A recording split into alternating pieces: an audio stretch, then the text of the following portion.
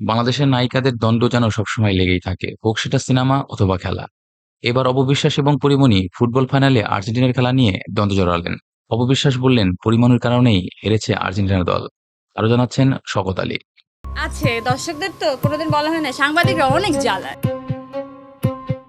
Pori Moni social মিডিয়ায় লিখেছিলেন Argentina বিশ্বকাপ পেলে আবারও বিয়ে করবেন।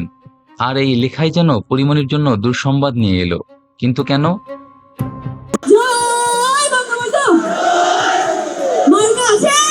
আওয়ামী লীগের একদম কেন্দ্রীয় আওয়ামী লীগের সদস্য। কারণ কি? প্রায় ১.৫ বছর আগে অপবিশ্বাস অংশ নিয়েছিলেন বিএনপির এক অনুষ্ঠানে।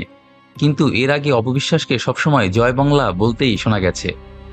আওয়ামী লীগ পতন হলেই অপবিশ্বাস বিএনপি সমাবেশে যোগ দেওয়ার কারণে পরিমণি সেদিন ট্রোল করেছিলেন অপবিশ্বাসকে।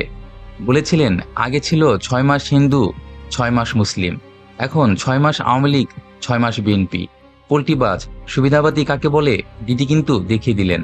বাপরে বাপ, কি জিনিস এটা! এতদিন পর এই কথার জন্য প্রতিশোধ নিলেন অপবিশ্বাস। বললেন পরিমণি একটা কুফা, এই জন্যই হেরেছে আর্জেন্টিনা দল। সবারই জানা পরিমণি আর্জেন্টিনা দলের সমর্থক। পুরো বিশ্বকাপ জুড়ে তার সোশ্যাল মিডিয়ায় উঠে এসেছে আর্জেন্টিনার বিভিন্ন পোস্ট। সর্বশেষ তিনি লিখেছিলেন আর্জেন্টিনা দল জিতলে আবারও বিয়ে করবেন তিনি। অপবিশ্বাস এই সুযোগই যেন নিলেন, আর এক হাত নিলেন পরিমণির সাথেও। ইঙ্গিতে বললেন যার সাথে তার নাম যুক্ত হয় তার জীবনেই বিপদ অনিবার্য, আর এজন্যই দলটা আজ হেরে গেল।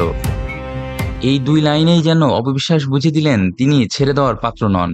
কিন্তু সবাই কিন্তু ঠিকই বুঝে নিয়েছে কাকে ইঙ্গিত করে বলেছেন অপবিশ্বাস। আপনার মতামত দিন অবশ্যই।